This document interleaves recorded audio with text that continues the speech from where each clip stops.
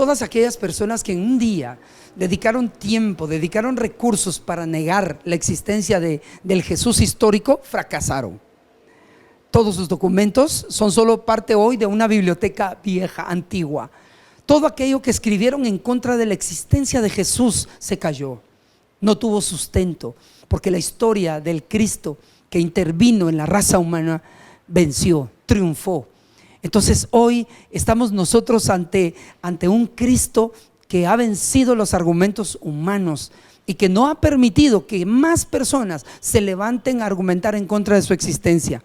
Han querido, hoy en día, han querido que solo pensemos que sí, existió, pero que no tiene relevancia, que lo que dijo es muy anticuado, que lo que dijo ya no aplica a nuestra cultura, que lo que dijo ya no tiene nada que ver con la forma de vida social hoy en día. Estamos muy lejos de la realidad si vamos a creer esas mentiras.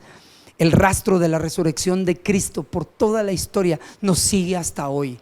El rastro de la resurrección de Cristo, el Cristo que está sentado a la diestra de la majestad en las alturas, el Cristo que dejó la tumba vacía, el Cristo que llena nuestras vidas de gozo, el Cristo que nos ha salvado, el Cristo que hizo posible nuestra salvación, está entre nosotros y nadie va a poder negar eso. La historia no ha podido con Él. Y todos aquellos científicos, todos aquellos historiadores, todos aquellos que trataron de poner en vergüenza la fe del cristiano, tuvieron que cerrar su boca, tuvieron que guardar sus lapiceros, tuvieron que guardar sus plumas, porque Cristo ha demostrado ser real. Y ese rastro de su resurrección nos acompaña por toda la historia. Podemos pensar entonces en el rastro de la resurrección de Cristo en los primeros discípulos. El impacto que tuvo la resurrección de Cristo, por ejemplo, en un Pedro que escuchó todas sus enseñanzas y que lo vio morir en la cruz y que él vio cuando lo llevaron a la tumba, pero que estuvo presente allí cuando se apareció por primera vez, cuando resucitó. Ese impacto acompañó a Pedro el resto de su vida, y vemos a un Pedro valiente predicando, vemos a un Pedro valiente aperturando la temporada de la gracia del reino de Dios. Vemos a un Pedro impartiendo enseñanzas por todas partes porque estaba impactado por algo. Él estaba impresionado por algo. Su fe se sustentaba en la resurrección de Cristo. Entonces el rastro de la resurrección del Señor en la vida de Pedro es impresionante, al punto de que Pedro dio su vida. Nadie en sus cabales va a hacer algo como eso. Pedro dio su vida, estuvo dispuesto, renunció a él por él. Y si vamos a otro discípulo impactado por la resurrección del Señor, un discípulo en quien se nota el rastro de la resurrección de Cristo, es Juan, un muchacho valiente que acompañó a Pedro muchas veces en el desempeño de su ministerio y que juntos sufrieron. Juan llevó muchos azotes, no una vez sino varias veces fue azotado, porque en él había una convicción sustentable. No una convicción al azar, no, una convicción sustentada en un hecho real en la vida de Juan. Cristo resucitó. Fue a la isla de Patmos en calidad de prisionero, y más bien allí, lejos de renegar, se puso a escribir, recibió revelación, porque en él estaba un rastro, el rastro de la resurrección del Señor Jesús. Y si hablamos de otra persona de quien siempre hemos hablado, quizás no fue parte de los 12, pero fue nombrado como diácono de una iglesia, el primer grupo de diáconos de la iglesia, Esteban. Un hombre que después de su nombramiento como diácono lo encontramos en las calles. Pero ¿qué era lo que sustentaba a ese Esteban? A un Esteban valiente enfrentándose a todos los religiosos, los tenía todos enfrente, incluyendo a Saulo de Tarso. Y es que Esteban tenía el rastro de la resurrección de Cristo en su vida. Él era uno de los hombres impactados por la vida de Jesús, al punto de que cuando comenzaron a lanzarle piedras, él comenzó a alzar sus ojos al cielo y dice: veo al Hijo de Dios sentado a la diestra de la majestad allá en las alturas. La visión que tuvo de Cristo corresponde a la convicción que siempre lo acompañó: Cristo vive. ¿Y qué decir de Saulo de Tarso, que luego se convirtió en Pablo, el apóstol? Un hombre que al verlo resucitado tuvo un encuentro personal con el Cristo resucitado. Esa convicción ya no la perdió, al punto de que viajó por todas las naciones conocidas. Vino, estableció iglesias y recibió mucho maltrato, mucho de lo que él propinó lo recibió. Pero ¿por qué no renunció a eso? Porque él tenía otra convicción, una convicción muy distinta a la que antes tenía.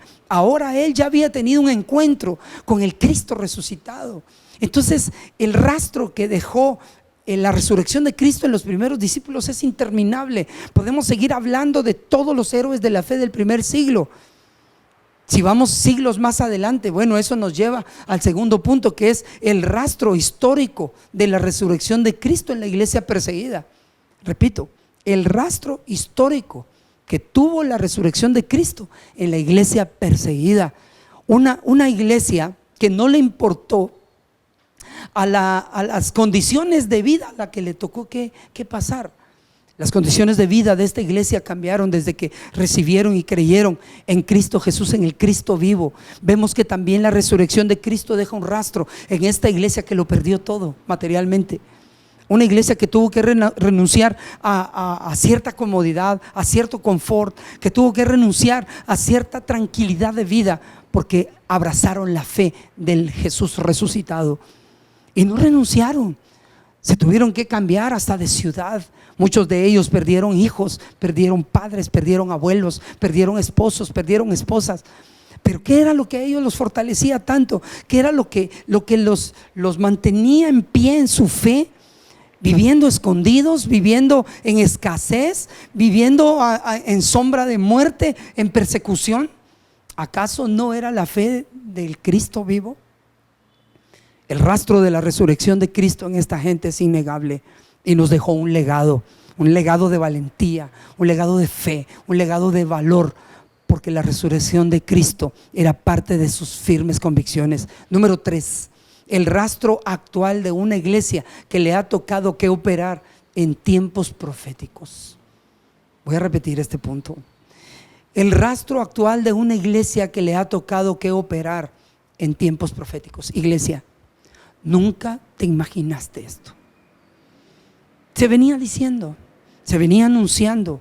Gigi Ávila lo anunció, predicadores como Gigi Ávila, Luis Palau, Jorge Rasky, Steve Fatto y cuántos predicadores más podemos mencionar de la década de los 70, de los 80 y 90 que vinieron anunciando estos tiempos. Pues aquí estamos. Aquí estamos. Bienvenidos a Principio de Dolores. Nos tocó que ser la iglesia que cree en la resurrección de Cristo, pese a operar en tiempos proféticos finales, tiempos proféticos muy importantes para la fe cristiana. El ser iglesia hoy, el ser iglesia en estos días se está volviendo algo extraño y complicado. Pero ¿qué es lo que nos mantiene en pie? ¿Qué es lo que hace que nuestras convicciones se fortalezcan? Precisamente aquel rastro que dejó en los primeros discípulos la resurrección, aquel rastro que dejó en la iglesia histórica perseguida, el rastro de la resurrección de Cristo es lo mismo que nos mantiene a nosotros en pie. El rastro de una iglesia que no se rinde, que le toca que operar en Principio de Dolores, que le toca que operar con templos cerrados, que le toca que operar a través de redes sociales, que le toca que operar por mensajes de texto, que le toca que operar a través de mensajes de voz, que le toca que operar a través de videollamadas.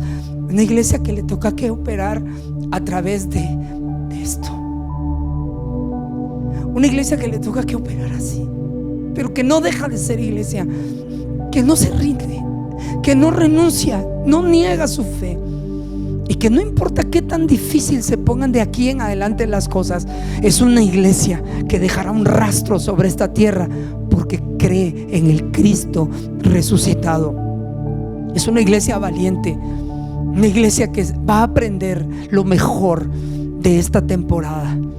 No te olvides, el rastro de la resurrección de Cristo está en nosotros y vamos a dejar este legado. Si el Señor todavía retarda un poco más su promesa de volver, tenemos que dejar el mejor rastro de todos y tenemos que lucirnos en esta época. Cristo vive. Te invito a cerrar tus ojos. Llama a tus hijos, llama al abuelo, llama a la abuela. Que nadie esté sin orar en este momento. Reúne a todos, por favor. Tómense de las manos. Invoquemos el nombre de Cristo. Padre, en el nombre de Jesús, Tú eres el dueño y soberano Rey del universo, el que tiene el control sobre todas las cosas. Hoy, Señor, todos nos reunimos para celebrarte a ti, para celebrar tu resurrección, para celebrar que tú vives y permaneces para siempre, y que tu acompañamiento, Señor, es algo que valoramos mucho en esta mañana, en esta tarde, en esta noche.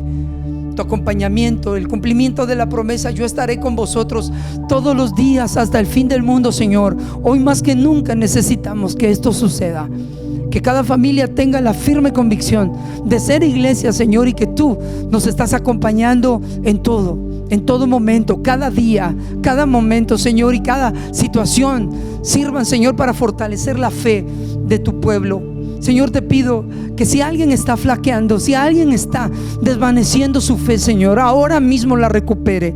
Ahora mismo, Señor, la convicción del Cristo resucitado, el rastro que debe dejar, Señor, tu resurrección en nuestra vida, sea algo real para todos. Señor, manifiéstate en cada hogar. Señor, manifiéstate en cada corazón. Manifiéstate en todas las familias de nuestra iglesia y en todos aquellos que vean este video, Señor. En el nombre de Jesús te lo pido. Derrama tu gloria sobre todos, y si hay enfermos, sean sanados en este momento, sean tocados por tu poder, en el nombre glorioso de nuestro Señor Jesucristo. Amén y amén.